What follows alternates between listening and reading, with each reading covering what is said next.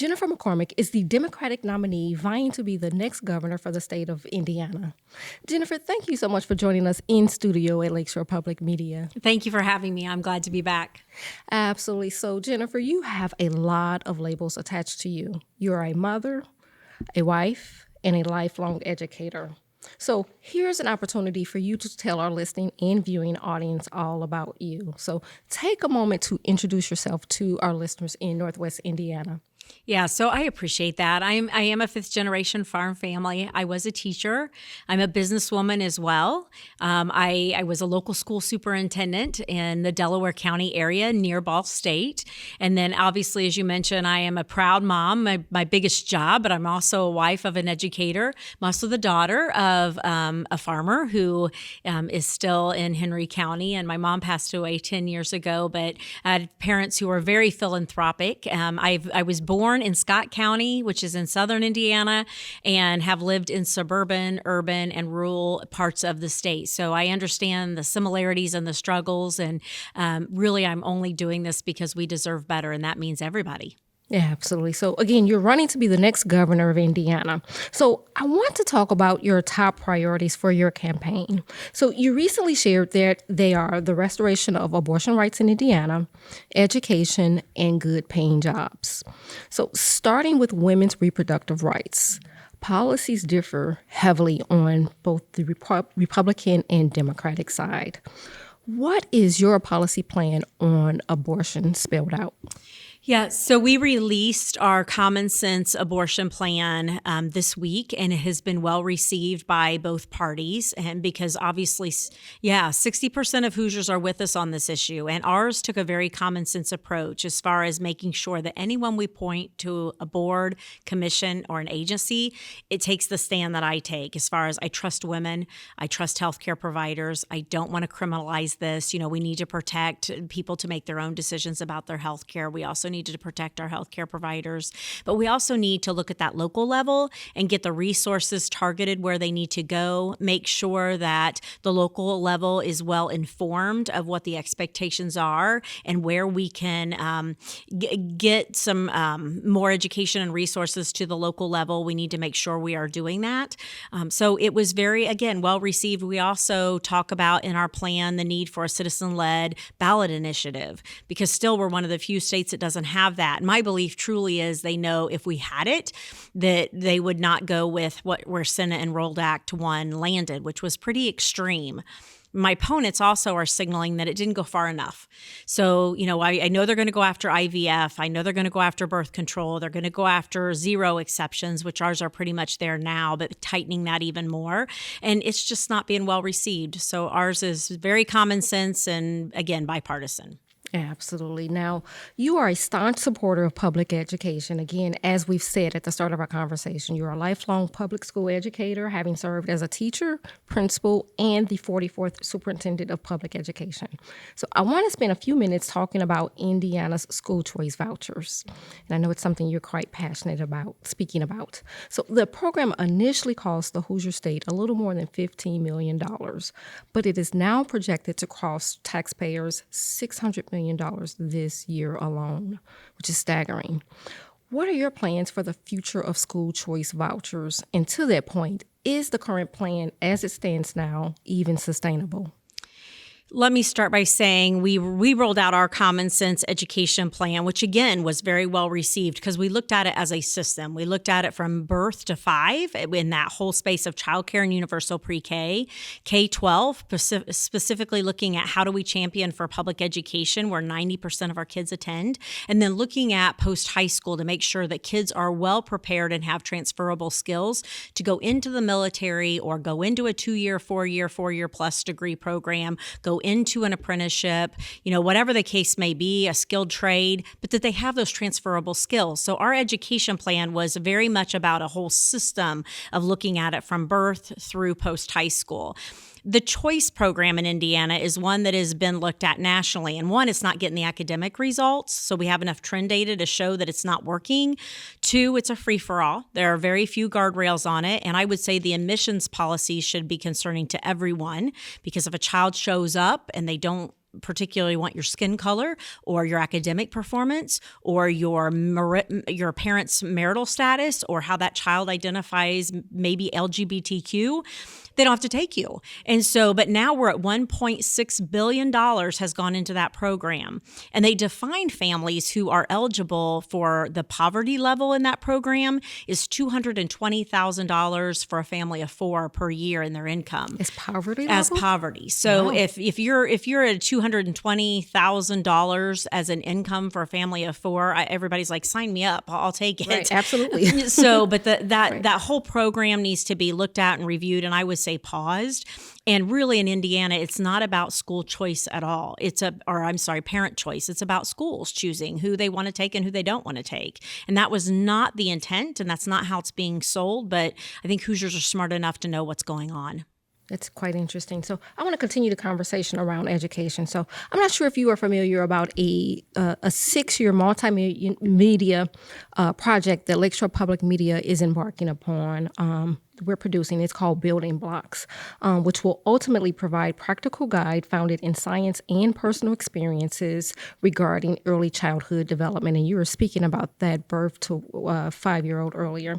The reason that I lead with this project is because I'm reminded of the efforts of state lawmakers to improve early childhood education in an effort to curb the state's reading crisis. So I want to ask you, what are your plans specifically about educating Hoosiers' youngest members? Far too long. When you have 20 years of the Republicans controlling everything in that state house, there has not been an emphasis on that early child care. And we know how important it is. It's not just important for our economy because it allows people to get to work, but it's also important for children to be school ready because kindergarten has demands that it didn't have when I went to kindergarten. So that readiness piece looks a lot different. I keep arguing, we have a third of our counties that are still in child care deserts. That means families do not have access to affordable childcare, and then you get into the safety piece. We still do not offer universal pre-K, which one of the few states that does not. And you look at we're in 2024, and we still haven't taken care of that investment. That is, critical to do what we need to do with our economy, but also in the education space. My charge right now is in that 0 to 3, that birth to age 3, we are seeing so many language concerns, and COVID certainly didn't help, where our 0 to 3 aren't necessarily being communicated with or being read to or talked to. And so their receptive language, what they can give us back, is very limited. And then when they come into school, if they don't have that language piece formulated to some degree, we're in trouble. And it's going to be very, very expensive down the road. So we already know we're there, and it's a matter of, do we slow that down or do we ignore it and start addressing it? And so there are just pieces of it that the state that gets that right, in my opinion, is going to be the state that wins. And I'm ready to get it right and invest up front where we need to invest. Absolutely, absolutely. So I want to talk about something because you were speaking about transferable skills. You were speaking about ensuring that our students are prepared for the real world. So Indiana has a serious brain drain issue, right? We lose about 50% of college graduates within the first year of their graduation. Many leave the state for higher paying jobs. Indiana workers have only seen about a 5% increase in their typical wages. If you are elected the governor for the state of Indiana, would you consider raising the minimum wage? Absolutely. And our kids right now, our young people, are our biggest exports. They are leaving the state of Indiana and they're not coming back. And they have options right now. And when you look at, we are 47th in the nation in our annual wage growth, what they are feeling, not just young people, but everybody, when our utilities are going up and our gas costs is going up and our healthcare costs is going up, all those items, our housing, all that's going up, but our wages are not. It also comes a question of what would that wage look like that would be a livable wage? Because as most people know, even if we got to $10 an hour, where most people are right now, it's not a livable wage. You can't survive on $10, $15 an hour. So we need to make sure that we are working with our small business and our business and industry to get those wages up. But in order to do that, you have to have a skilled workforce that demands that wage, and they have to be healthy and they have have to be well educated. Then you have to have a healthy and well educated consumer on the other side of that. So we have work to do, but I absolutely know those wages they've got to move. But we've got to take care of our young people in that education system. The education piece in Indiana is over half of the state budget. When I was a state superintendent, I was responsible for that. At the time, it was $9 billion, and it's more now. But if we don't get that piece right, we're never going to catch up with wages. We're never going to catch up with it being the economy we deserve and get all those other costs down. Absolutely, absolutely.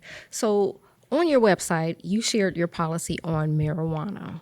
With Northwest Indiana bordering both Illinois and Michigan, I have to be honest with you, we see the ads for commuters enticing them to cross the state line to purchase marijuana. But I think about not only Hoosiers from the region crossing those state lines to purchase marijuana, but I think about all of the money that we are pouring into both the state of Illinois and the state of Indiana. So I want to ask you, should marijuana usage be legalized in Indiana? Yes. So we put out our common sense cannabis plan, and again, it has been very well received. This is one that over 80% of the Hoosiers are like, let's go. Okay. We're an island on our own. Every state around us has legalization to some degree. Mm-hmm. And if you look at the license plates that are, at the dispensaries, they're Indiana plates, and then they're coming right back in. And people are like, I just hope I don't get stopped. Right. Many of those people are using it for medical purposes, whether it's, I've talked to chemotherapy patients, I've talked to people who have muscular problems, Parkinson's, PTSD. I mean, you name it. They're like, I want that option. Why can't I not have that option when people in other states can have that option? That's a healthcare freedom. Absolutely. Our charge was, let's do this smart, let's do this right, but we would have a commission, go into medical marijuana, get a well-regulated industry, and then adult usage. In the first year, estimates are around $177 million of revenue, and that's conservative in just the first year. Wow. And then also making sure that, there's hundreds, if not thousands of jobs that we could get in that industry. And people are ready. People are ready. Yeah. It's here.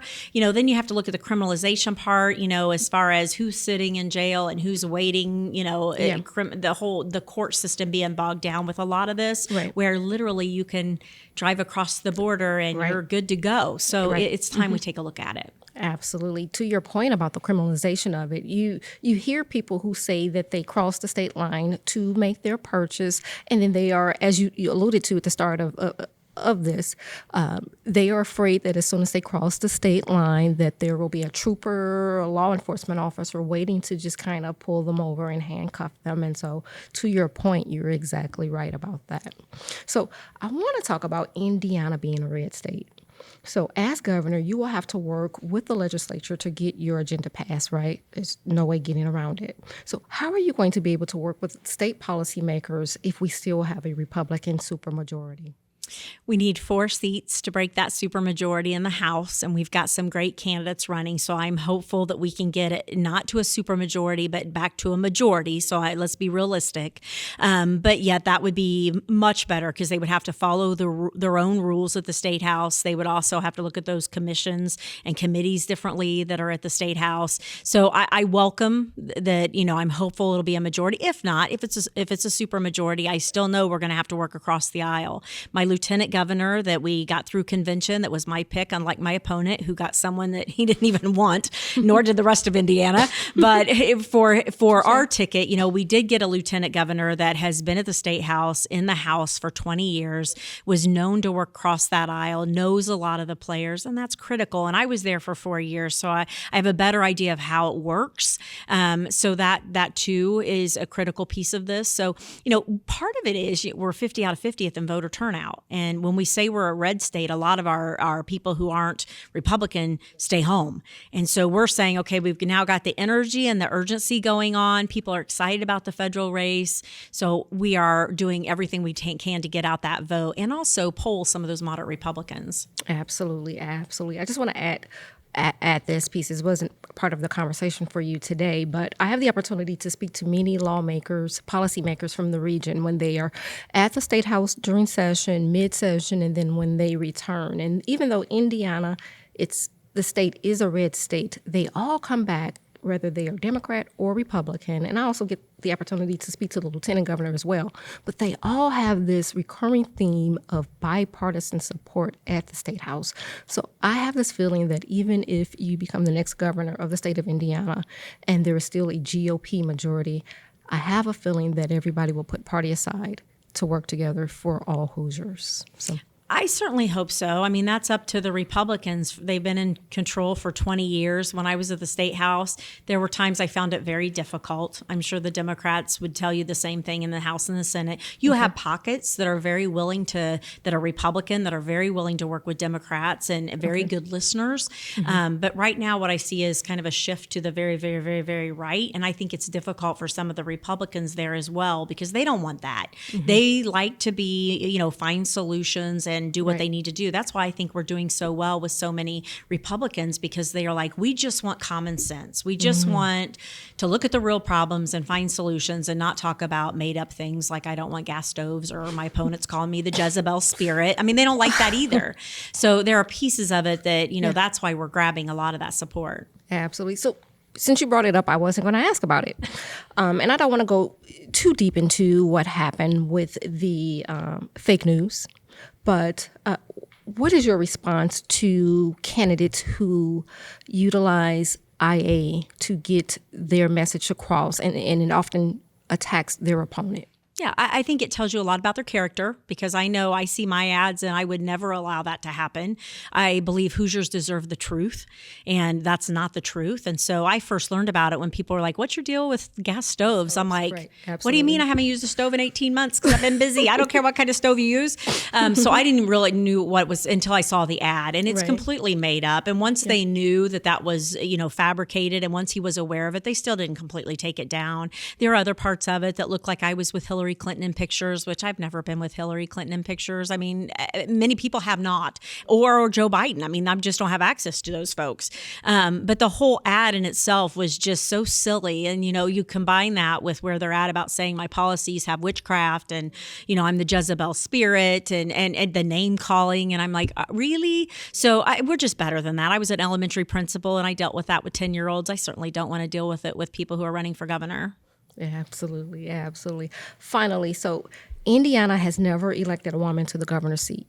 If you win, you would also be the first Democrat to hold the state's highest elected office in 20 years. When you ran for the elected position as superintendent of public instruction in 2016, you ran on a statewide Republican ticket. Are you worried, I should say, that traditional Democratic voters will be turned away by your Republican background? I'm not. We've had great support, and not just from those Democrats, the whole spectrum. I mean, we're a big tent, and under that big tent, it's a lot of opinions and a lot of thoughts and big hearts, and we're getting bigger and bigger, and I welcome that, and I love that. And we've had some great support, not just in Indiana, but nationally. So I'm not concerned about that at all. I know when I changed parties, for me, it was about values. I stayed true to myself. I was not going to sell my soul for any political party ever, and so I stayed true to my values, and the party has really gone somewhere that's unrecognizable. And that's not good. I mean, Indiana and the nation needs two rational political parties to operate. And it does us no good to have one of them going rogue. And I think most Hoosiers understand that. So I stay true to empowering Hoosiers, being fiscally conservative, taking care of kids and families, and growing our communities and having a strong economy and paying attention to those kitchen table issues that are so important. Yeah, absolutely. I want to say that you have crisscrossed the Hoosier state since you've accepted the nomination to be the Democratic nominee to be the next governor of Indiana, and you've made frequent trips to the region. And I must say that I am just so grateful that at each opportunity that you have made your way to the region, you have always availed yourself to local media. And so we are just so grateful that you stopped by our studio today, and we look forward to chatting with you on election night. Thank you. Well, I appreciate it. We've always said we need to be accessible so Hoosiers can be informed and they can go inform others. But I truly appreciate it. People can learn more at McCormickforGov.com. And we are going to win this thing here in November. So we're down to 25 days today. Absolutely. All righty. I hope you enjoy the rest of your trip in the region. Thank you so much. Absolutely. Thank you.